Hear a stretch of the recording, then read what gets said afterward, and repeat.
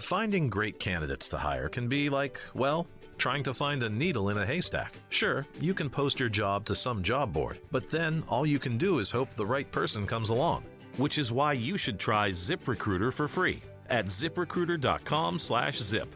ZipRecruiter doesn't depend on candidates finding you, it finds them for you. Its powerful technology identifies people with the right experience and actively invites them to apply to your job. You get qualified candidates fast. So while other companies might deliver a lot of hay, ZipRecruiter finds you what you're looking for. The needle in the haystack. See why 4 out of 5 employers who post a job on ZipRecruiter get a quality candidate within the first day. ZipRecruiter, the smartest way to hire. And right now, you can try ZipRecruiter for free. That's right, free at ziprecruiter.com/zip. That's ziprecruiter.com/zip. ziprecruiter.com/zip. Welcome to Season 4 of the Knack 4 Business Podcast. Quick word from today's sponsor. You know that moment when something complicated finally clicks? That's what Fred Crouch does with real estate. His podcast, Property Wizard, from Gentry Learning, makes property wealth feel less like a mystery and more like a plan. Links in the show notes. Question of the audience. How do you raise money and set up your startup without making mistakes that could cost you, investors, equity, or momentum? That's the problem our guest dives into. In this episode, he shows you how to validate your idea properly, structure your company the right way from day one, and pitch in a way that gets real traction with investors. If you're preparing to launch or raise funds, stick with us. He'll walk you through the smarter, safer path to funding your business and protecting your future. Our guest today is Anthony Rose from Seed Legals. He's the founder and one of the world's leading legal tech innovators, known as by many as the man who saved the BBC for transforming its digital future. A serial entrepreneur with a career spanning consumer tech, media, and now fundraising automation, Anthony has helped more than 50,000 startups navigate the minefield of raising capital through Seed Legals. He brings a rare mix of clarity, candor, and battle-tested experience. In this episode, he breaks down the top 3 mistakes founders make when raising money and hands you the practical blueprint to avoid them, build momentum, and also fund your business the smart way. Anthony, it's an absolute pleasure having you here today. Thank you so much. Do you have a favorite quote or saying? Thank you so much for having me on the show. And actually, the topic you picked, raise money smartly without losing control, is a big passion point for me, and one where I see many startup founders making mistakes that need to be undone or cost them investment later. So if you let me run loose on this topic, I would love to go with the flow on that. Well, you know what, Anthony? Let's run amok, and we'll just dive into that that immediate point, because you know what? A lot of people go, I've got a great idea, I've got a genesis, and sometimes it's truly a new innovation as opposed to a revamp, and the people start rolling out, but they're not a big corporation. So where do we start? All right. Well, actually, let me tell you a little bit about my background. So my background originally is hardware, then streaming media. Then I was hired by the BBC, headed up BBC iPlayer, the UK version of Hulu. Then I left the BBC to get back to startup roots, built a startup, sold it, built a startup, sold it, invested in a few, and got tired of paying lawyers, met my co-founder, genius ex-VC and angel investor, and created Seed Legals. So you don't need to go to a lawyer to build your startup. But with now 50,000 companies on our platform, I've seen everything. And I talk to literally 1,000 founders, a year, and see the common mistakes that they make. And my goal is to, through our platform and through, talks like this, help founders not make those mistakes. But why don't we dive in and talk about the control and smart money issue? So we'll talk a bit in a few minutes about maybe product development. But the one thing I see sometimes is founders, when they create their company, usually you create a common stock if in the US, or ordinary shares if in the UK for founders. And then investors get preferred stock in the US. And everyone gets 1 vote per share and so on. But sometimes you see founders thinking, Mark Zuckerberg's got these special super non-voting shares, and they try to come up with strange constructs. And literally 100% of the time founders do this, they have to undo it later because investors don't buy into it. And here's your problem, early stage founder, which is if you're a zillionaire, you can do whatever you want. But if you are going to startup investors and they're seeing dozens or hundreds of startups, all of which have the same Delaware C Corp with, 10 million issued shares, and the founders have got 9 million common stock between them. You move right on from that onto what you're working on. But if something sticks out, you've got some weird setup, it's an LLC, or you've got super voting stock, it's an immediate blocker. And why does the investor want to spend time or effort on somebody who's optimized the company for themselves rather than for the investor when there are all these other companies they can go to? So I'm going to spend a moment just talking about how company governance works, because many founders just don't understand it. And if you get it wrong, you can get fired by your investors, which you really want to avoid doing, or end up with far too much investor control in your company. So I like to think that company governance is like a pyramid. And the top of the pyramid is the CEO. So as the CEO at Seed Legals, I can buy a new coffee machine. I don't need to ask anyone's permission. I just order a new coffee machine. But if I want to do something larger, like create a new subsidiary in a different country, I can't do that myself. I need to get board permission. So the next step down is your board of directors, which hopefully the founders should dominate by having more founders on the board than investors. So you control the board. And then one step down from that, some things need investor consent. So if I want to sell the company, maybe I would make money and the investors would lose money, so their consent is needed. And the base of the pyramid is something where you need the approval of a majority of all shareholders for doing certain things.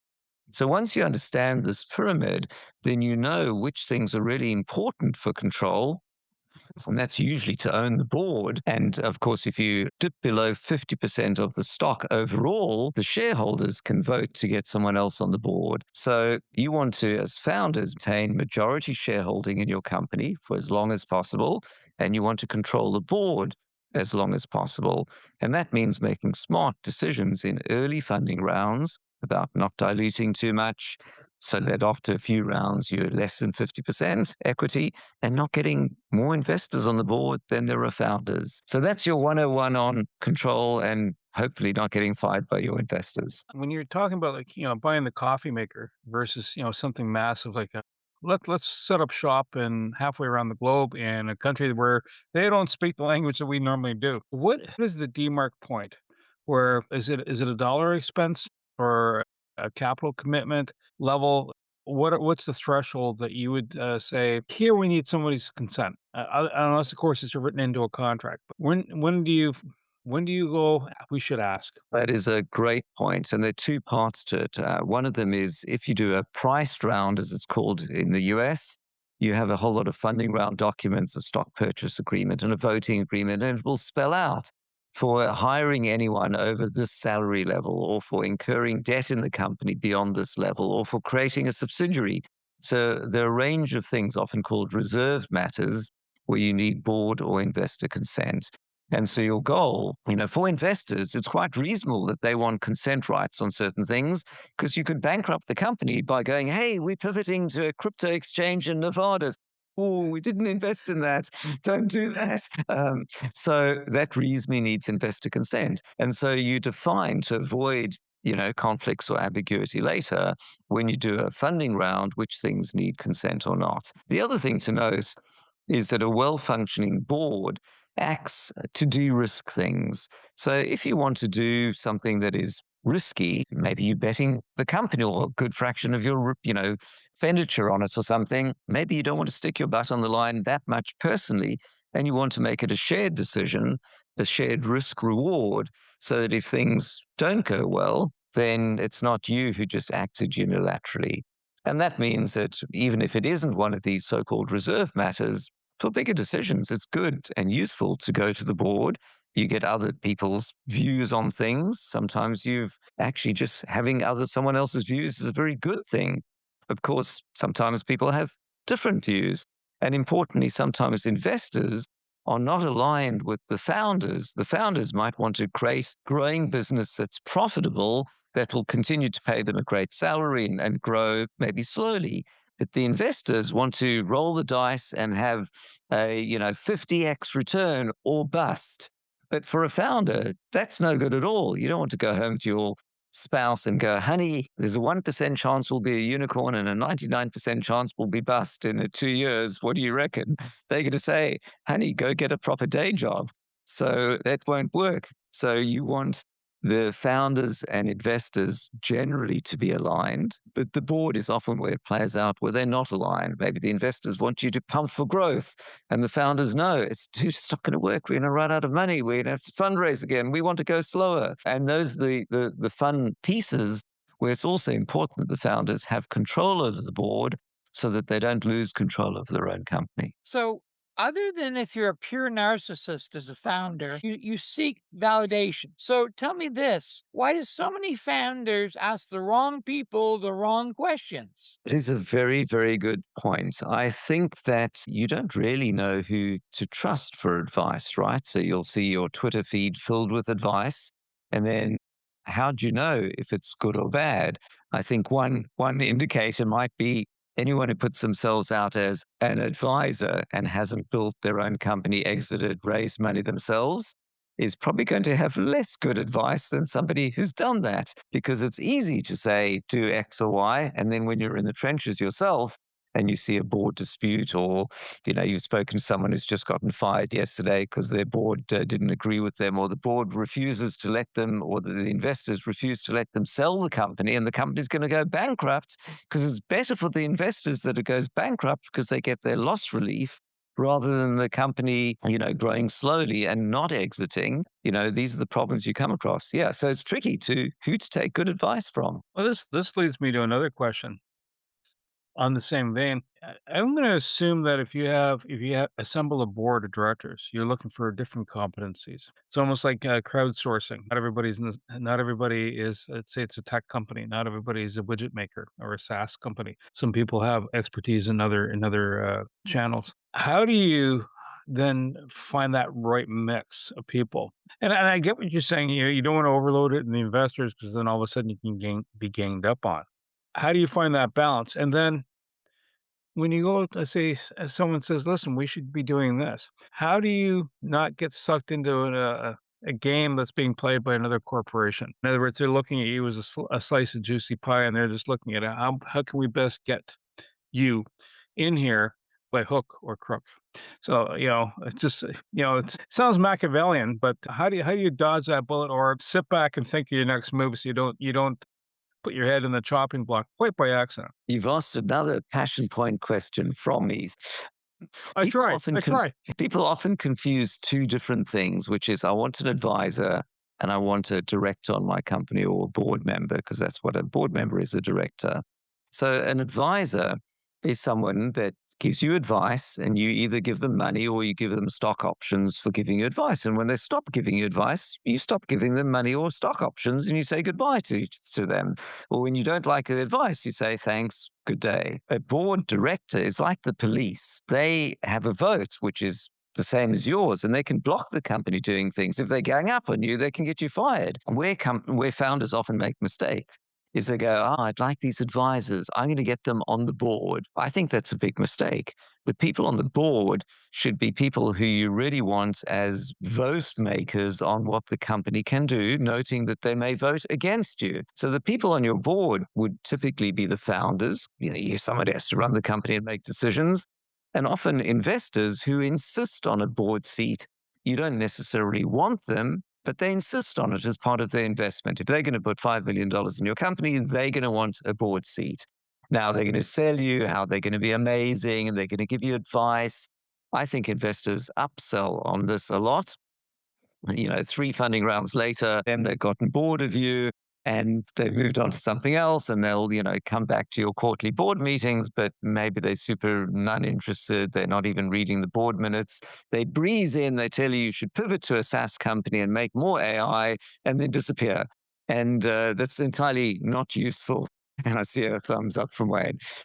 But separately, companies might create what's called an advisory board. So an advisory board is where you get your advisors. You can go for coffee or a beer or whatever, or come to, a meeting that you set up with lots of PowerPoints and brainstorm, but there's no official ruling or decision making. These are just advisors. You're giving them stock options for giving you advice. And if they're not giving you good advice, thanks, we're done with that. And so I would really encourage people to think of these two different things. Be super careful about getting these well-meaning people as onto your board, because what happens when you are living and breathing 24/7 your company, they breeze in for a day a month with some random idea they picked up on the internet last week, which was fashionable, and then tell you have to pivot to that. And you know it's not going to work because you can't build it, your customers don't want it, your sales team can't sell it, and there's some schmuck coming on selling you should do it, and you can't get rid of them. So, anyway, there's my mini rant on having advisors on your board. So, 20 years ago, Mm. American started Shark Tank. And so tell me this, are you familiar with the model? Where No. three television people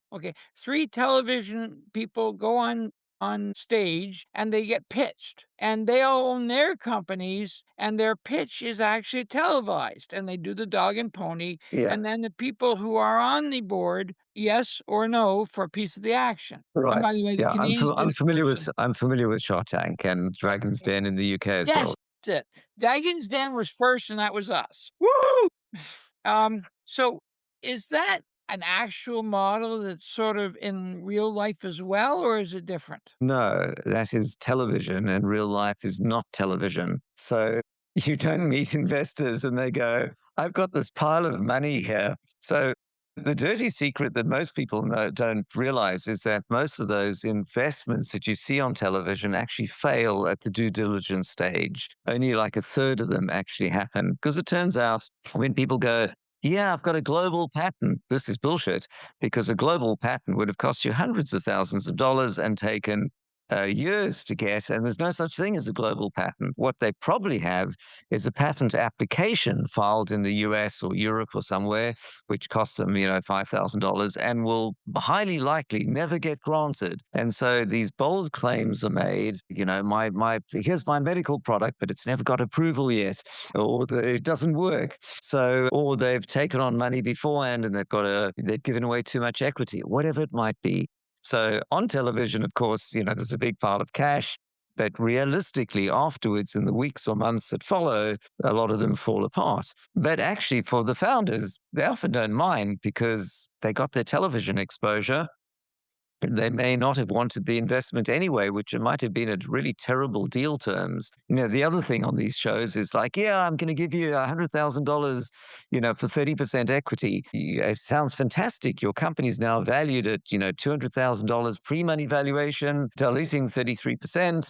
But that's a disaster. If you dilute 30% in your first funding round, you're going to be pretty uninvestable pretty soon, because by your second round, you're going to have less than 50% equity in your company, and the investors can get rid of you. So, the deal terms on those programs also don't match reality. In reading the Wall Street Journal or the Canadian Globe and Mail, the two most overused words were pitch deck, pitch deck, pitch deck, pitch deck. I know you got to tell the people you're looking for money something. What is a good pitch deck and how does it suck if it's done badly? You've reached another one of my favorite topics, which is the art of the pitch. So here's what I find is you're talking to a founder and they tell you excitedly what they're working on. And it sounds awesome, the passion they convey it. And then you say, send me the pitch deck. And the pitch deck, you can't understand what on earth they're doing. So the pitch deck will say, we use AI and blockchain to revolutionize insurance. It's like, do you wake up in the morning going, what I need today is an AI and blockchain insurance revolution? It's Well, nonsense. yeah. And Yeah, of course. That's exactly what I need. Three of them going down the road at the same time. Sorry. And so what I do is I coach founders on how to turn that into a compelling pitch. And I think the formula is, something is broken. It's insane. Here's how we're fixing it. This is the founder backstory. The market is huge. There's this competition. This is why we're better. This is our growth and how we're going to be a unicorn. This is our traction so far. Meet the team. This is how much we're fundraising. Call me. And you're selling the sizzle, not the steak, which is an old ad agency, adage. And so, what would often happen is someone would send me this deck about, AI and blockchain, something, something. And you literally cannot figure out what it is. And so I would coach them into turning into, firstly, the first page is a lifestyle image of your actual consumer. So maybe what your company does, the tagline, the proposition is you paying 50% too much on your household insurance each month. It's insane. We're going to save you 50% by using AI, blockchain, whatever it is. And now you're going to show a picture of a couple sitting on a beanbag in front of the fire or whatever with an iPad and your app on it. And then you can see immediately this is consumers at home, online platform, happy people solving a problem with your company there. And that screen alone, and you're paying too much for your insurance, explains instantly what it is. And the investor is probably going to not only think about wanting to invest in your company because other people are going to want it, maybe they're going to want it themselves. So then you proceed from there. So that to me is the art of creating this story arc about how you are solving a big problem. You're unique at it. Your team is a perfect one. It's a huge market. And by the way, we're raising and contact me. Many people also forget the slide at the end, which is, we're raising, contact me. Because then you're looking at the slide going, this is very nice. Why did you send me this? What do you want? So you have to have the ask at the end. As you're describing this, we've talked to other people that say, listen, pitch. What is the old saying? You don't pitch the drill or the hammer. You pitch the hole, and then you work it from that angle. And I get that piece. We also had a chat with another gentleman, and he says, listen, he makes bed sheets. They're out of eucalyptus and whatnot, sustainable product, etc. And the reason I'm mentioning it is because I was just editing that podcast today. And what I found interesting is he was going, listen, and this is when it's when the product is live and it's in play. So maybe the first round of funding has gone through, et cetera. He realized a couple of things that his king size bed sheets, people were a little more affluent. The standard bed size, queen size, et cetera, there's more margin. And so he realized he didn't want to raise the price. He would shrink the price, but he would sell more volume and hence make more money, have a return. That whole process, that whole analysis of going, put the product in place, whether it's SaaS, widgets, whatever. Is there an analysis that's kind of done saying, listen, now that we've done gone from sandbox to live, and now we're churning through it. This part of the product line, if there's a premium, really does well. This is its profile. And then if you step down one, it does really well, and you get more uptake if you do that. Is that analysis also part of the whole process? Is that part of your board? How does that all kind of come together? I mean, if we're talking specifically about pricing, then pricing is an art on its own. And I think that should be left to the sales team and the product team to iterate as rapidly as possible. It doesn't need to get others involved. Obviously, there's at a strategy level for the company, they might be aiming at a particular target market, or maybe there's, competitive things. So there's some framing around it, but then let your team get on with it. So, for example, at Seed Legals, kind of every year we redo our pricing plans, and it's often led by our sales team. They talk to customers, dozens of hundreds of times a day, and they're getting ongoing feedback. I couldn't understand this plan. It's a bit complicated, or, the funding landscape's changed. So we don't want to raise this. We want to raise that. How does your price match? Or competitors, undercutting you.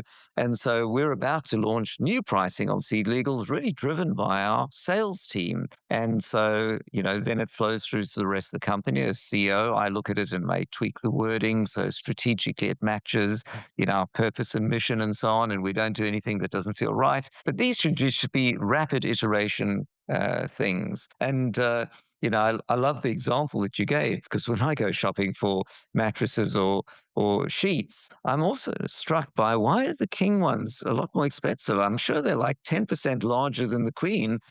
What's the difference? And then actually, you would never have known that actually we're selling to a different market, right? So they can afford to pay more, so we'll make our margin on that. That sounds quite interesting. So often when I'm talking to a guest and they usually have a home run and train wreck stories. And sometimes our listeners love the train wrecks more than the home runs. But tell me either one you want to do. Well, I don't think I've got train wrecks. I mean, usually it takes a few startups till you work out which things to go for and which ones not. My earlier startups were social media startups, and you learn quickly that social media startups are really hard to raise investment for. B2B SaaS startups are much easier to raise investment. Why? Because B2B SaaS, generally your customer acquisition cost is fairly low, your lifetime value is hopefully fairly high, you've got defined marketing channels, and your cost of goods, you can grow rapidly at a low cost. Whereas anything that's consumer based, you've got to acquire a lot of consumers who may or may not pay for anything.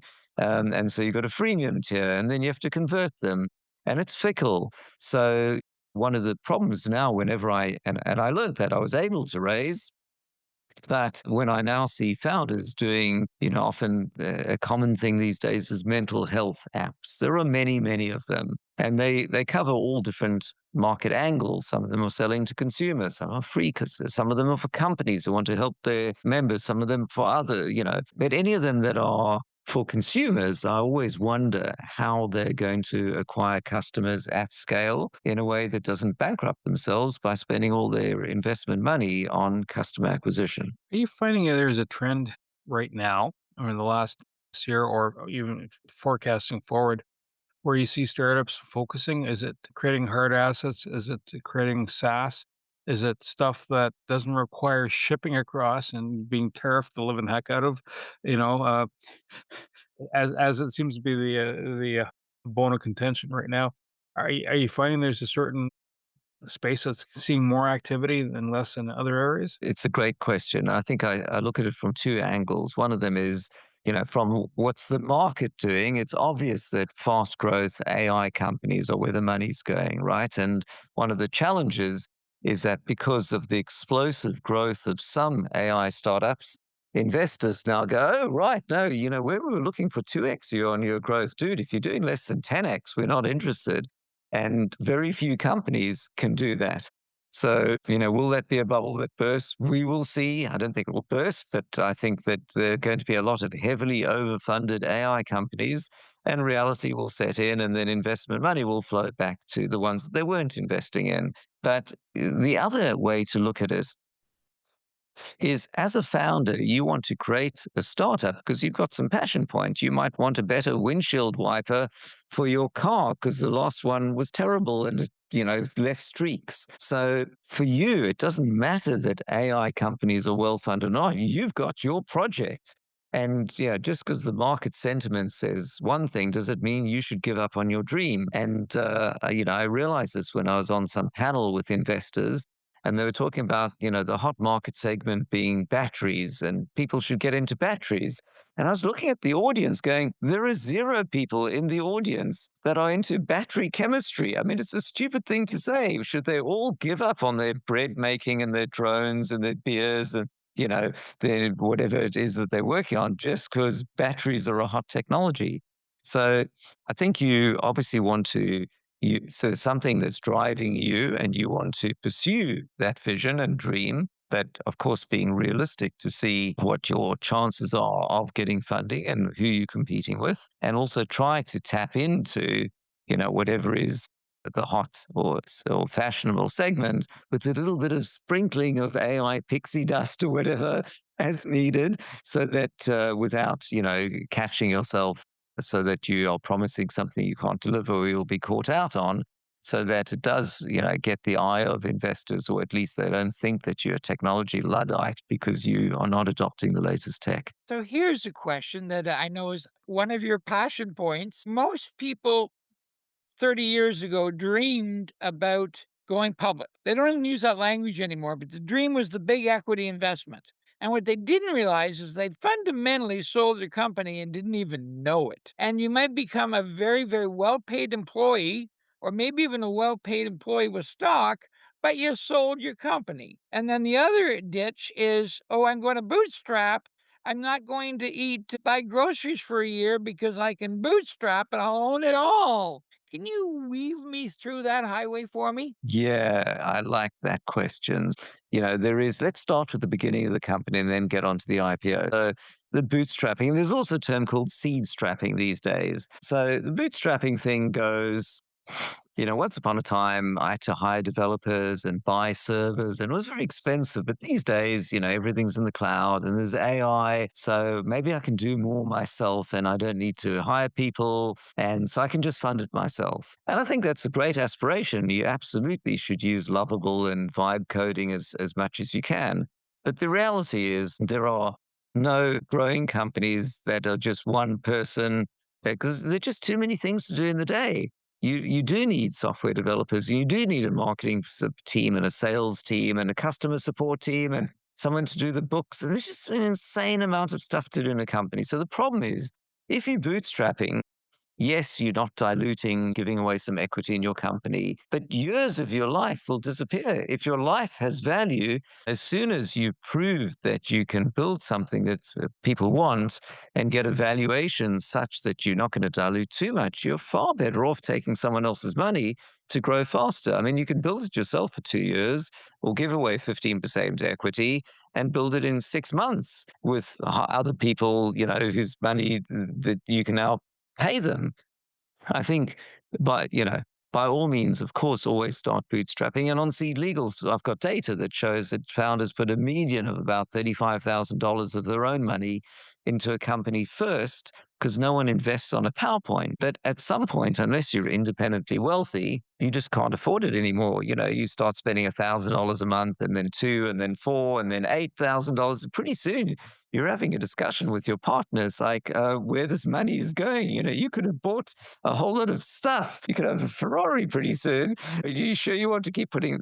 At some point, you want to get other people's money because it doesn't make sense to put more of yours. So that's bootstrapping. But now there's a new term, seed strapping. So bootstrapping is, okay, I need some money to start. But some founders are now saying, and certainly posting on social, I only ever need one funding round. Because with AI tools and so on, I'm going to raise like, $500,000, and then I'll never need to raise again because I'll have built something, it'll just take off on its own.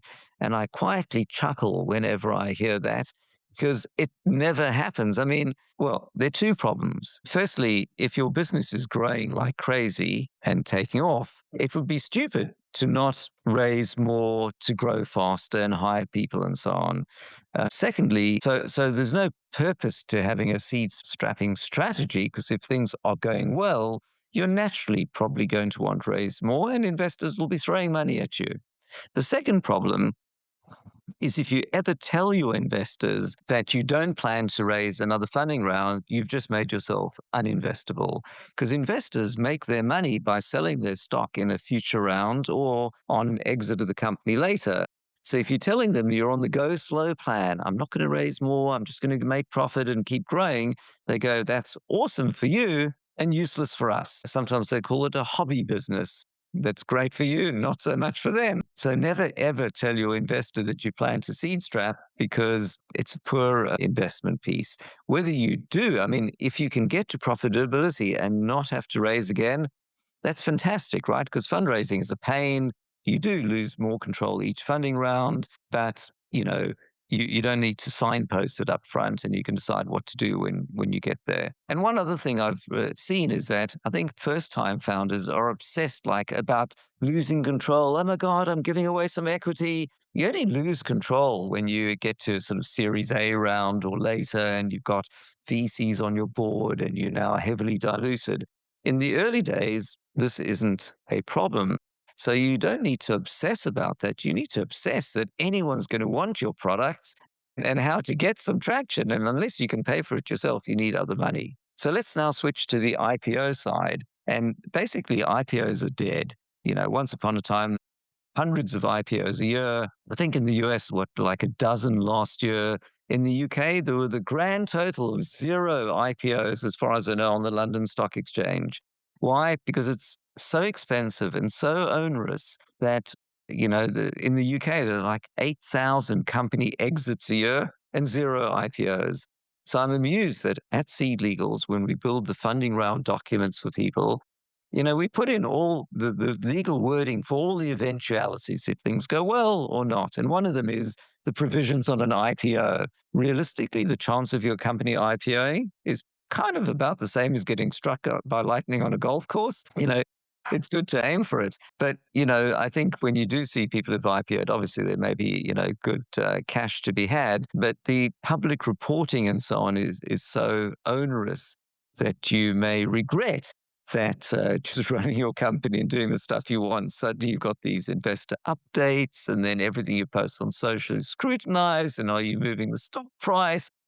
Activist shareholders, and then you may regret it. And I think that's one of the reasons that IPOs are down. When you're structuring companies, or not you, but when the person's structuring companies, do you ever find that I'm going to build a company? There we go, right?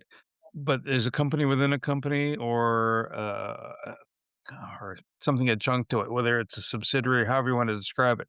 For example, there's certain restaurant chains. They'll own the property, and then they'll sell you the rights to market their The product. franchising and so on. Yeah. Franchising, yes. Is that something? Are there different types of way of structuring it so that you're kind of protecting, kind of core principles, but what you're offering for funding is still viable? And if someone says, "Yeah, I'm going to invest in it," it's not going to turn them off. But at the same time, it's almost like a safety net for the founder.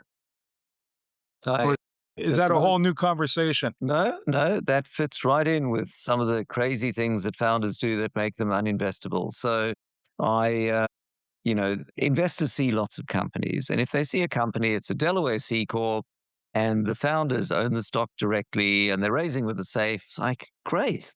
All that friction has disappeared about the legals and the company structure. Just tell me what you do. But if they use the investors going, so tell me about the company. Well, I've got this holding company, and then there's one in the Cayman Islands, and my co-founder has it. It's like, dude, what are you trying to do? Is this a tax dodge? Are you trying to screw me? Do you want to be able to get out of the company without me being able to stop you? What happens if you sell your stock in this holding company and you have sold it to someone else? You're out of the company, but I had no control over that. So you create no end of complexity, legal costs, and you reduce your investability. So what's interesting in the UK, like literally 99% of the time, the founders own the stock in the company themselves. 1% of the time, I see customers on seed legals with this holding company structure. And every time they're Australians. For some reason, in Australia, they love this holding company structure. In other countries, not. And I think whenever I have founders with this holding company thing, I ask them, what the purpose of it is. And often it's not clear. They've heard, they think a company with many subsidiaries is much more sexier. But no, it just makes your tax filings insanely complicated, makes your life complicated. I mean, as your company grows, you naturally are going to create subsidiaries in other countries. So Seed Legals is in the US, we create a subsidiary. We're in France, we create a subsidiary. These cost you a few $100s or a few $1,000s. You do it when you're ready, but make life simple for yourself and your investors, not complicated. And the other thing is there are often really good tax incentives to help founders go with the simple one. And by going with the complicated group things, you're actually causing yourself more tax issues. So, for example, in the US, there's qualified small business stock. So, if the founders own the stock in their company, when they sell the company, they'll pay no federal capital gains tax up to $10 million. If it's done through a holding company, is that still going to apply? Is it not? Maybe the money's in the holding company, but then you can't get it out of the holding company without paying tax. So you've made it more complicated for yourself. So yeah, I'm not a big fan of these complex structures. And by the way, for some businesses they work. So if you're doing a restaurant chain, the franchise model means necessarily you creating lots of these somewhat independent companies that, license something from a top code. There may be good reasons to do it, but there are also a whole lot of bad reasons. And often accountants are notorious at coming up with these bad reasons. Oh, my accountant said I should own my stock in a holding company. Have you asked them why? Don't know why. Or maybe it works fine if you're a cheese shop, but doesn't work if you're, raising from equity investors because that structure is a problem or means they can't get their QSBS or because it's being held by another company. There are all sorts of complicated things that come up. So complicated is bad. Complicated is bad. And by the way, I think of it a bit like funding around legals is a bit like renting a car. So you go to Italy on holiday and you get out at the airport and you go to the rental car place and you jump in your rental car. And if the pedal and the indicators and everything is at exactly where you expect it to be, you could just go off and drive. But if that manufacturer's decided to move all the stuff around, you sit there trying to figure out what the hell's going on. Maybe at some point you get out and you go, can you give me a car with everything in the same place? And I think it's like that with funding round legals, which is investors see lots and lots of companies. And if they're using safes or they're using the standard NVCA documents in the US or BVCA in the UK, they go, great, we've seen these docs before. Let's just talk about your valuation. Who has a board seat? These standard provisions I'm in. Hang on, let me unpick this UML diagram of your corporate structure. I've got others. I've got someone else calling. Have a nice day. So I would, I think when it comes to funding round legals, you want yours to be the same as everyone else's, and you're just going to focus. I mean, the wording, you're just going to focus on the key deal terms that are important for you and the investor. You've used a term a couple of times that is very known to your industry and unknown to us. What's safe? Right. Okay. So here's the background. So when you do a funding round in the US, you create these complicated set of documents, which are now highly standardized. There's a National Venture Capital Association, NVCA, and over decades, they've gotten together with law firms and said, these are the standard set of documents for a funding round.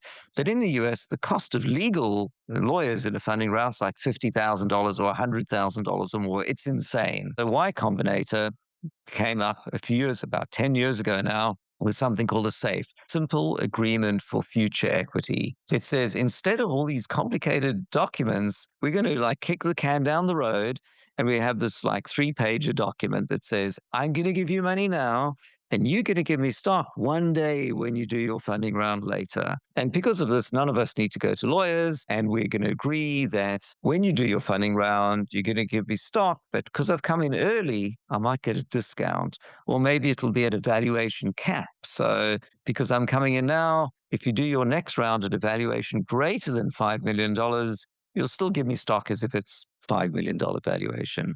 These safes have become hugely popular, and founders are using it so that they don't need to spend a lot of money on the legal agreements for a funding round until later. Anthony, you've got me excited. I'm hoping you've got my listeners excited. If they are, how do they get you? All right. So good point. So head over to seedlegals.com. You can also reach me, Anthony@seedlegals.com, or Anthony Rose on LinkedIn. And I'm delighted to answer any questions on any of the things that you can see I'm quite passionate about here. I say thank you to Anthony Rose, my co-host Wayne Pratt, and you, the Knack for Business listeners. Appreciate your time here today. So if you're looking to start up, you're looking to understand how to structure things from a legal perspective, there are a lot of nuances here. Keeping it simple is the best. That way, people will find you attractive, and that's what you're looking for. You're looking for funding. You're looking for rounds of funding. But at the same time, not so much so that you lose control. Reach out to Anthony because, he can help you in that space and set up the paperwork accordingly. Everything you heard today is for educational purposes only. It's not professional advice. Before you act on anything, talk to a certified expert in your area. Your accountant, your lawyer, someone who knows your situation. We share perspectives. You make the decisions. Want more? Head over to blog.knack4business.com, packed with practical episodes on AI, marketing, leadership, and growth. No fluff, just the good stuff. Subscribe while you're there. Until next time, keep building.